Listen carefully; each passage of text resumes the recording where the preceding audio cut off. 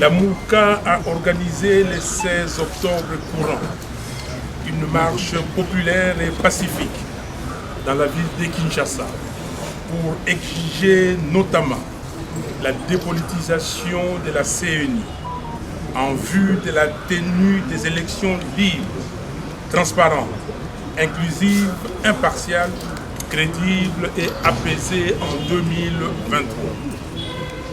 L'adhésion massive de la population à cette revendication à travers une mobilisation sans précédent était en fait un référendum contre le pouvoir illégitime en place et surtout contre la procédure dolosive de désignation des membres de la CENI, entreprise à l'Assemblée nationale sur fond de corruption, de débauchage, des menaces, d'intimidation, des chantages et de victimisation.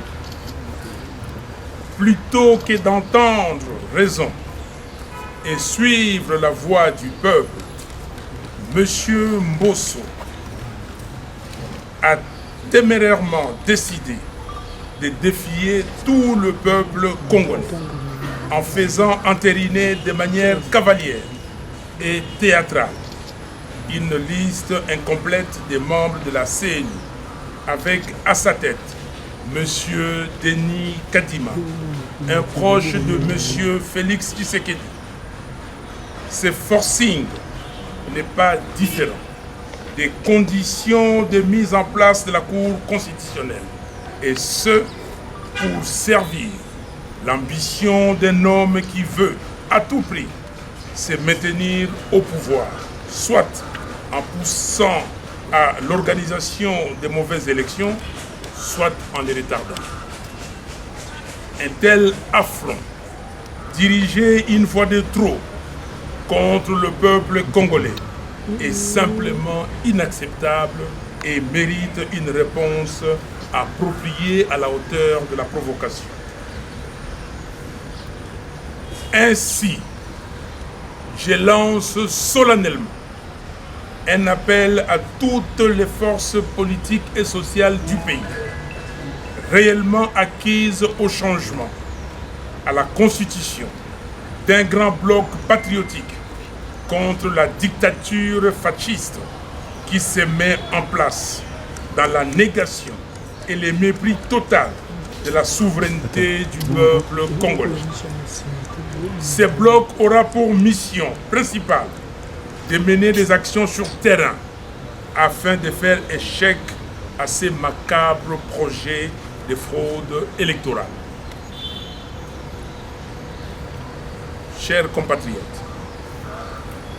je saisis cette occasion pour déplorer et condamner de la manière la plus ferme l'agression de nos militants le 16 octobre par les intolérants bien identifiés, laquelle agression a occasionné des blessés graves et malheureusement causé la mort hier 18 octobre de notre camarade et compagnon de lutte Davin Kalala, membre de l'ECD.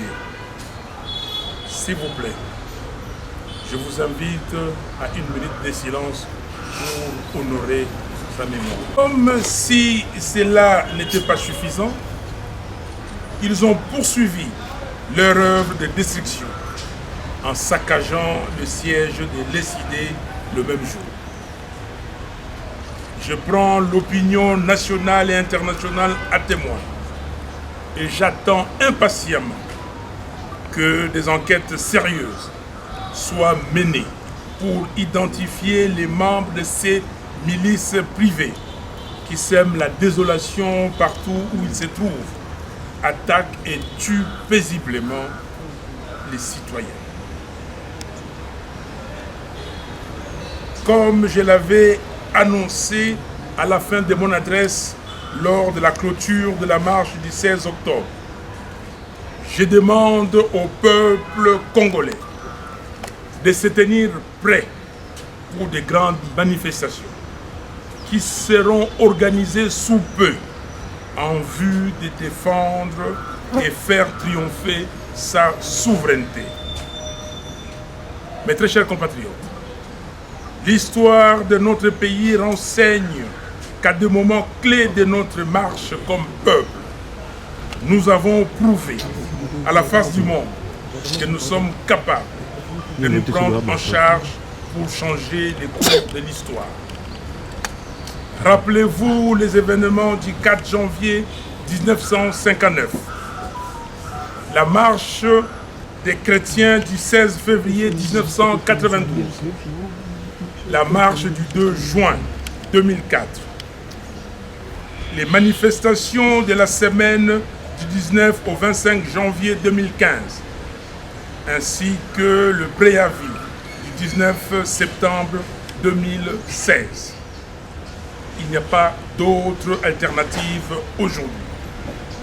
Nous devons nous tenir debout pour sauver notre pays.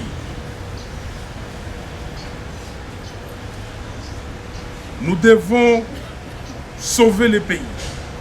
Nous devons sauver l'ordre démocratique fixé dans la Constitution. Nous n'avons pas le droit de nous résigner, ni d'accepter une quelconque autocratie dans notre pays. Le peuple congolais doit se prendre en charge. Que Dieu bénisse la République démocratique du Congo et son vaillant peuple. Je vous remercie.